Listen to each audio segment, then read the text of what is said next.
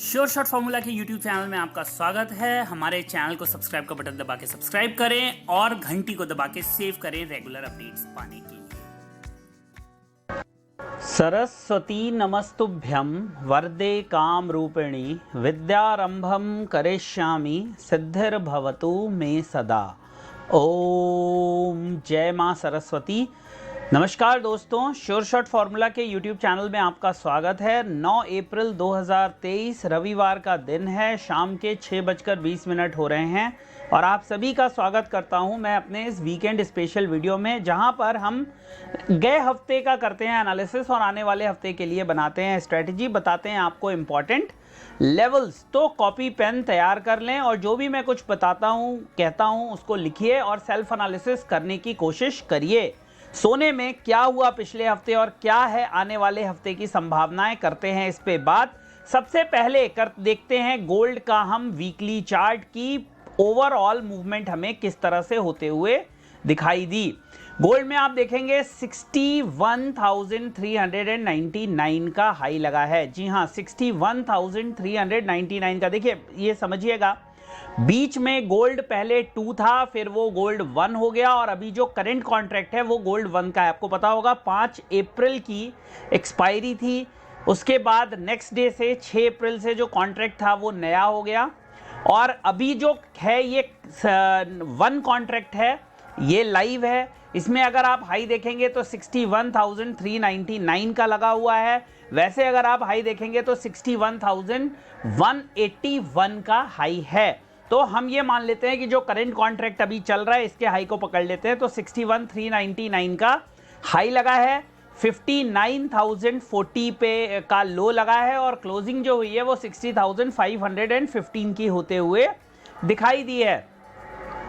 मैं अगर बात करूं मैक्सिमम पैरामीटर्स पे, तो इसमें कहीं भी कोई डाउट की बात नहीं है कि गोल्ड जो है वो पॉजिटिव दिखाई दे रहा है, लेकिन अब धीरे धीरे हमें सैचुरेशन मिलना शुरू हो गया है और इसका पता हमें अगले वीकली कैंडल में, अगर मुझे एक वीकली कैंडल रेड मिल जाती है और वो क्लोजिंग मुझे कंफर्म मिल जाती है, तो फिर हमें आने वाले समय में एक ठीक ठाक गिरावट देखने के लिए मिल सकती है। बात कर लेते हैं कुछ इंपॉर्टेंट पॉइंट्स पे कि कौन से वो लेवल्स हैं जिनका हमें ध्यान रखना चाहिए। देखिए, रेजिस्टेंस के लिए हमें 60,850 और 60,990 के लेवल्स का ध्यान रखना है और फाइनल रेजिस्टेंस जो हाई बना है 61,399 400 के आसपास रहेगा। सपोर्ट की बात करें तो सबसे जो नियरेस्ट सपोर्ट है वो 60,200 के आसपास देखने के लिए मिलेगा। उसके नीचे अगर मार्केट चली जाती है तो 59,890 और फिर 59,650 तक मार्केट जा सकती है। जी हां, 60,200 को अगर क्रॉस कर देता है नीचे में तो हमें 59,870 और 59,650 तक के लेवल्स भी देखने के लिए मिल जाएंगे। अभी जो एक इंपॉर्टेंट लेवल आपको वॉच करना है वो करना है 60,850 और 60,990। फाइनल जो है वो 61,400 जो लाइफ टाइम हाई है, लाइफ टाइम हाई। क्लियर है? 60,850, 60,990 और 61,400 ये कुछ इंपॉर्टेंट लेवल्स हैं, इनको आप ध्यान में रखिए एज अ रेजिस्टेंस। सपोर्ट की बात कर लें तो सपोर्ट में एक इंपॉर्टेंट लेवल जो मुझे दिख रहा है अभी 60,200 के आसपास, ठीक है। 59,890 एक और बीच में है, वो है 60,060 के आसपास, ठीक है।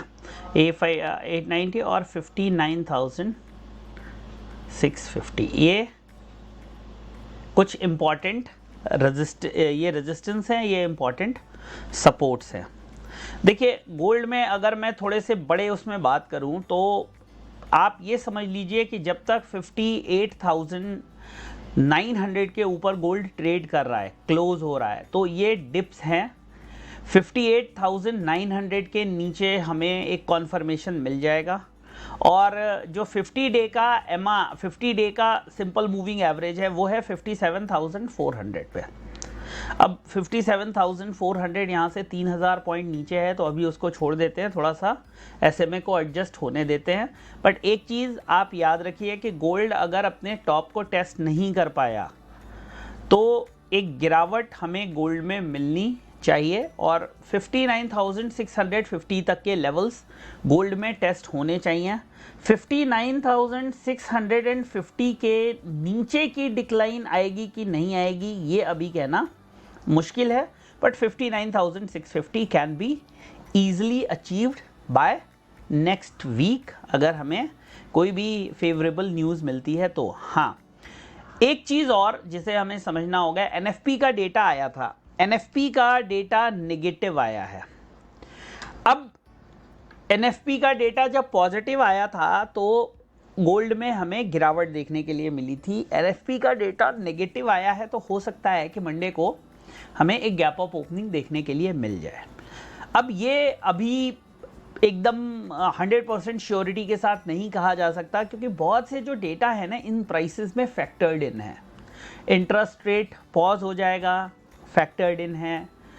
फेड हो सकता है आगे चल के इंटरेस्ट रेट को रिवर्स करने के बारे में भी सोचे, ये भी काफ़ी हद तक फैक्टर्ड इन है। और 2030-32 के आसपास एक रेजिस्टेंस है इम्पॉर्टेंट, गोल्ड कॉमेक्स स्पॉट में होल्ड हो रहा है।